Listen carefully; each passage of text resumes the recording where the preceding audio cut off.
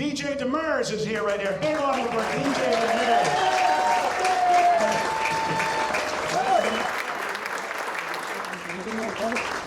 Info from Rudy McCarthy, everybody.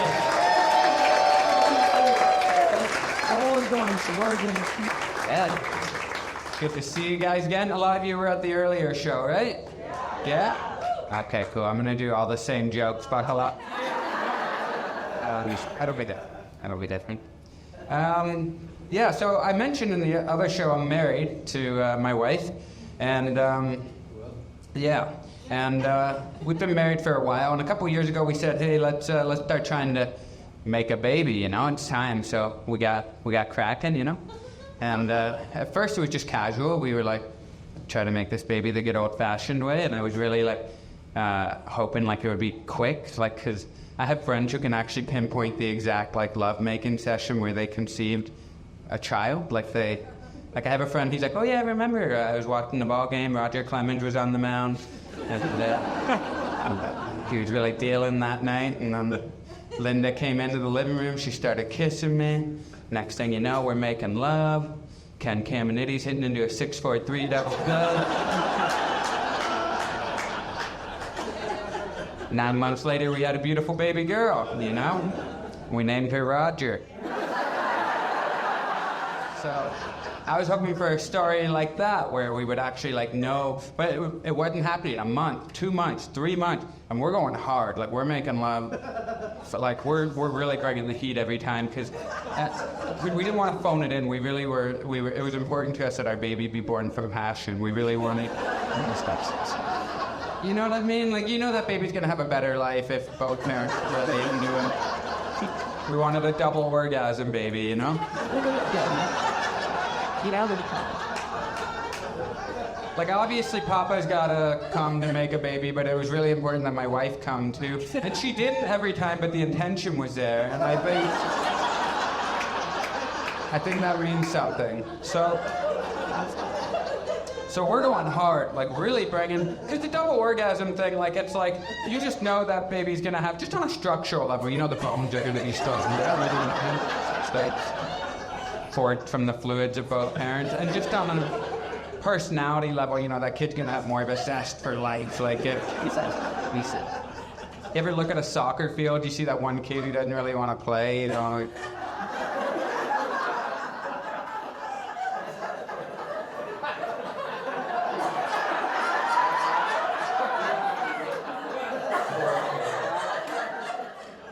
Poor kid, his mama, daddy, or father.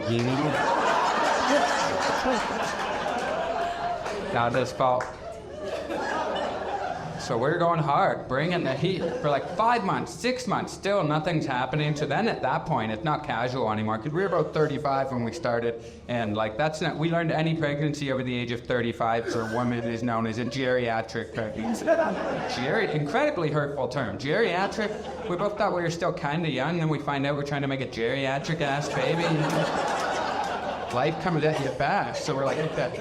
We go on a rigid schedule. You're making love every couple of days, every day when she's ovulating. And we wanted to bring the heat, but when you're doing it that, like, on that rigid of a schedule, it's easy to just start, like, phoning it in, like a couple, you know, disgruntled factory workers just punching for your shit at the baby-making factory. But we were like, no, bring the heat every time. 6 months, 8 months, 9 months, and it's a grind. Like, so let me tell you, it'll work.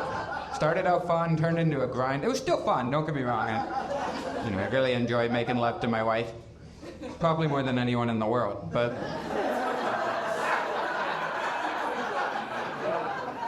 Top 5 for sure, but...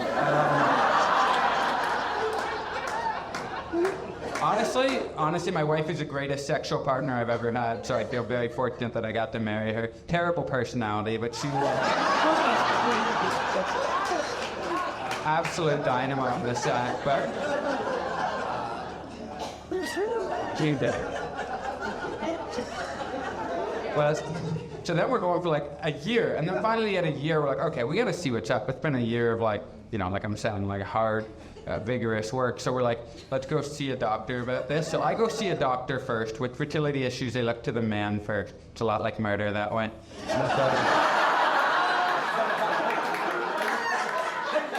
I go to this doctor's office. I walk in. I swear to God, I didn't even get my first sentence out of my mouth. I walk in. They hand me a cup. They want my semen sample. Before I do anything, like literally just boom. I'm like, oh, okay. And they just point to a room over there. I'm like, okay. That's got to be one of the most awkward medical procedures in the world, to just pick a cup from a nurse and be like, okay, I'm going to be in that room right there. Performing this medical procedure. You would mind turning the music up a little bit? And I'm all nervous. I've never done this before. I'm like, what's this room gonna be like? Is it just gonna be an empty room? Are they gonna make me use my imagination like a psychopath?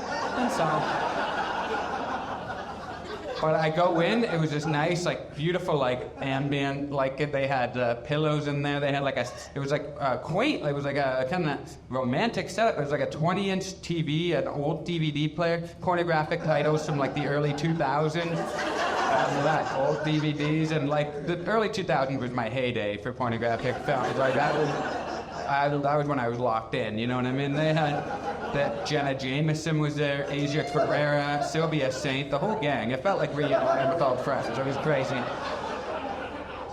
Like, it was nostalgic. In my mind, when I remember Bob Seger is playing in the background, it had that kind of feeling to it. But then you're in there, and right away, like, well, this isn't bad. And then you're like, oh no, but how long should I be in here? Like, what's you know, because I know it's a medical procedure, but I still got a reputation to uphold. I got this nurse waiting for me out there. You don't want to come out too quick. You don't want to, like, stumble out of there after 30 seconds. And then here you go. Couldn't even put the lid on, for God's sake. But you don't want to be in there too long either. You don't want to come out just drenched in sweat out there. Credits rolling on the DVD. Like,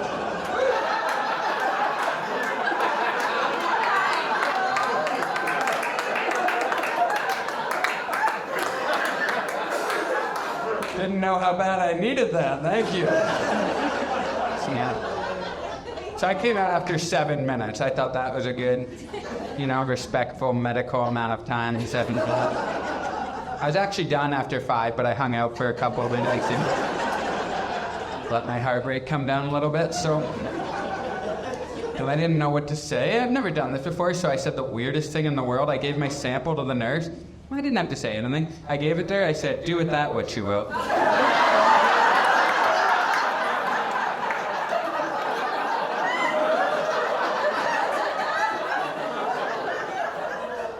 She was like, I'm going to send it away to be analyzed. I get that training.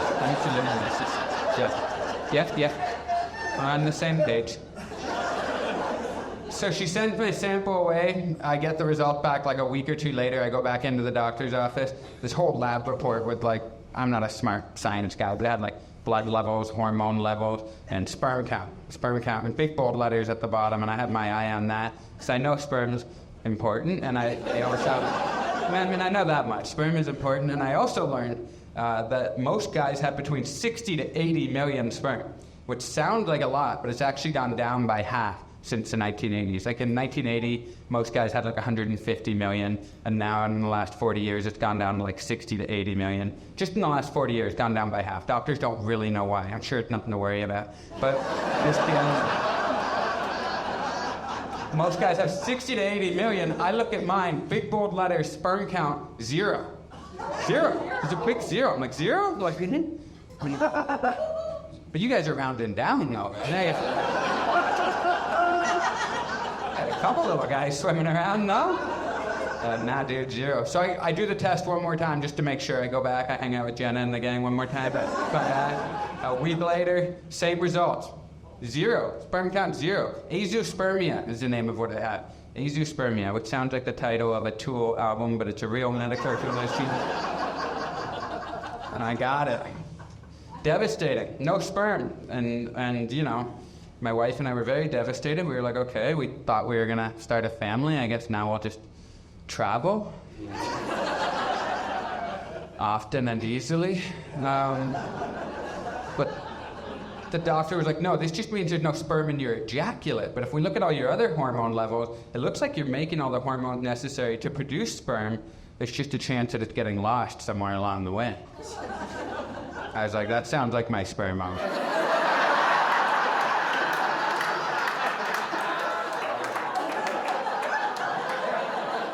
got a terrible sense of direction. I have no idea.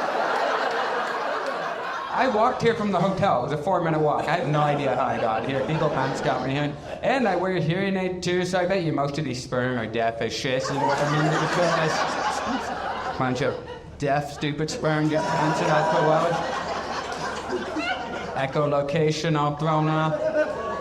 You were following me, I was following you.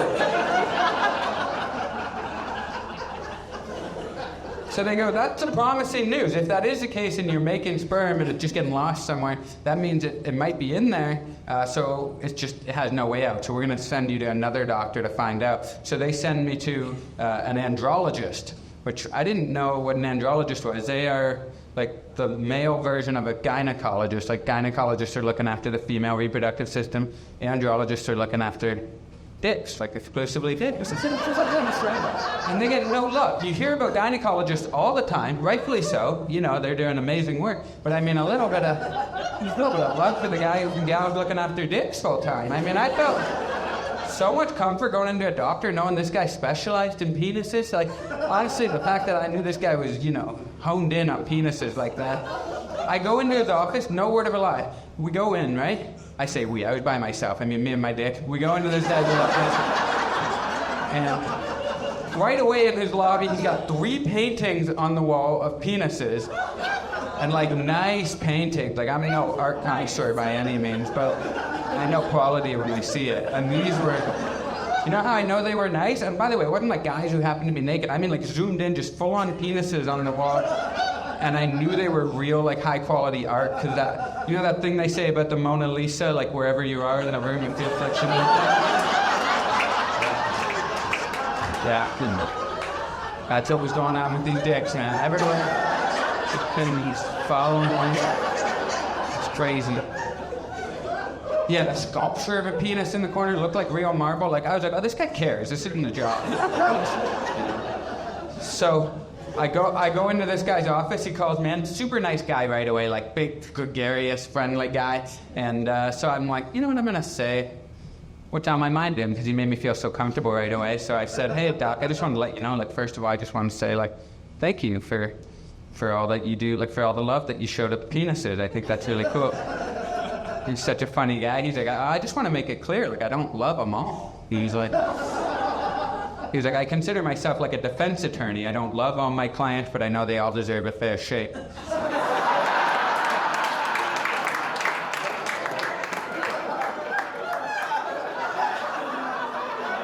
And then what he said next blew my mind. He goes, okay, enough chit-chat. Come with me to the pants-off office.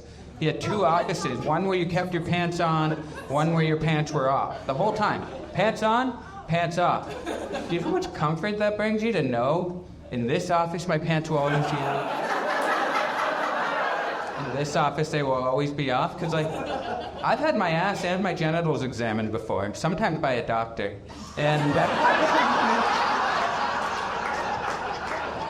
And always, when it is in like every other doctor I've gone to for something with my, my genitals or that, it's all taking place in the same room. So you inevitably have that awkward moment where the exam seems like it's over, but you don't know because they haven't told you yet. And you gotta, like, your pants are still down, and you gotta be like, hey, can I pull my pants up now? Because you didn't tell me to, but you're talking about your vacation to Italy tomorrow, so maybe I can pull my pants up. And then, now this guy, pants on, pants off. We go over to the pants off office, and went pants off. And then he did something so cool right away. He pretended to check something on his little chart on his clipboard. I don't think he actually had anything to do, but he was giving me a second when I pulled my pants down just to give my penis a couple little tugs before he looked at it.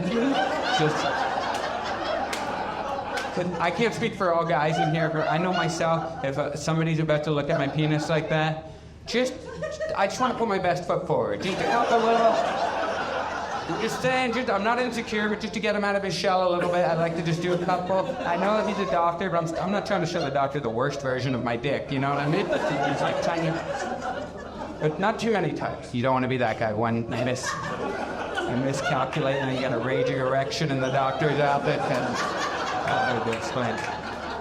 I just love medicine. I just love medicine. But then he's gonna do a physical exam, feel my scrotum to see if he could feel if there's any abnormality. This guy's such a pro, right? Grabs my balls, and honestly, the second he was a big Tony Soprano son of a gun, big, just huge meaty hand, perfect temperature, and he grabbed his. Honestly, the second he grabbed him, like everything melted away. I never felt safer in a man's arms. It was insane. It was nuts.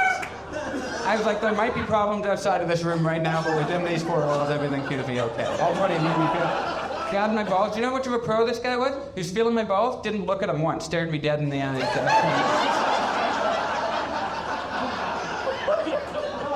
So we're just like 6 inches away from each other. I'm just looking at him.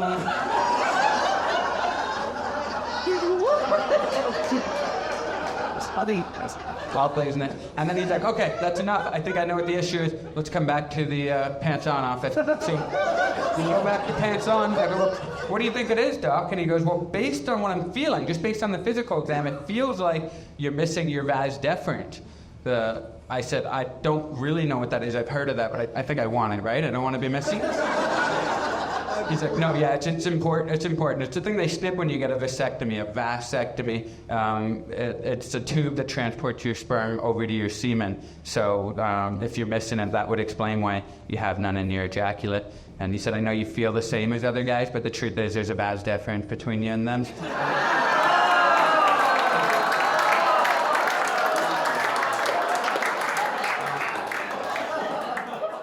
No time for pun.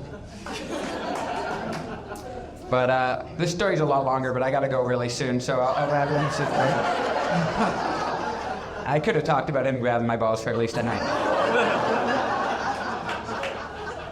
But he goes, that's just based on the physical exam. He goes, we're gonna have to like actually go inside and do an exploratory surgery, go deep inside your scrotum, like some fucked up episode of the Magic School Bus.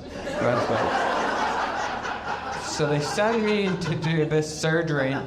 Long story short, they go in, the doctor goes in, and the surgery's crazy, right? Like, they got the curtain up, I don't know what they're doing. At one point, a bunch of smoke started coming down. I called, I was like, hey, doctor! He's like, yeah, he lifted his head over the curtain. I was like, everything okay? He's like, yeah, all good. He went back down, he lifted the curtain. Just had to make sure nobody mentioned anything about setting my dick on fire, you know? That might be naming the new pope down there for a second.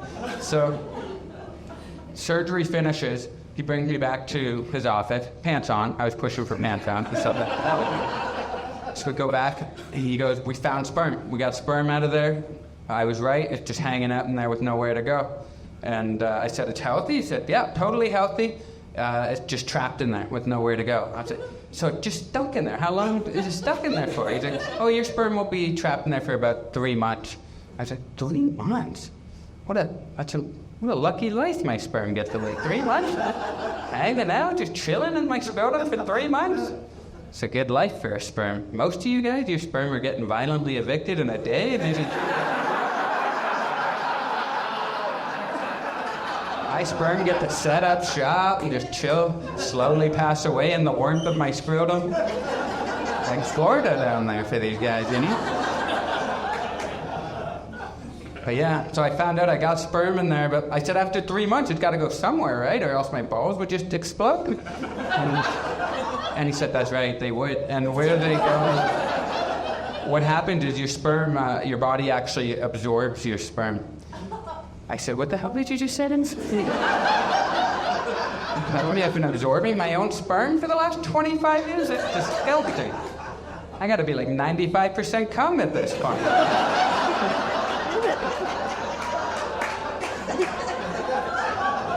I thought I tasted something.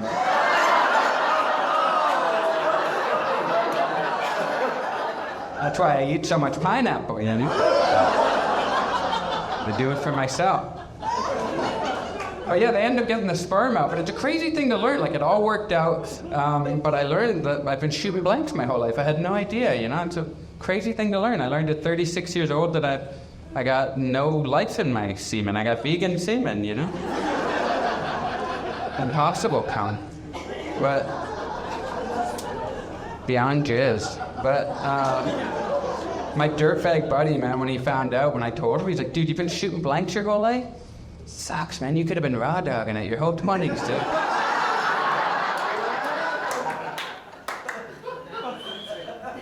All right, there was no dirtbag friend. That was just my first thought when the doctor told me. And then I was like, oh yeah, STDs.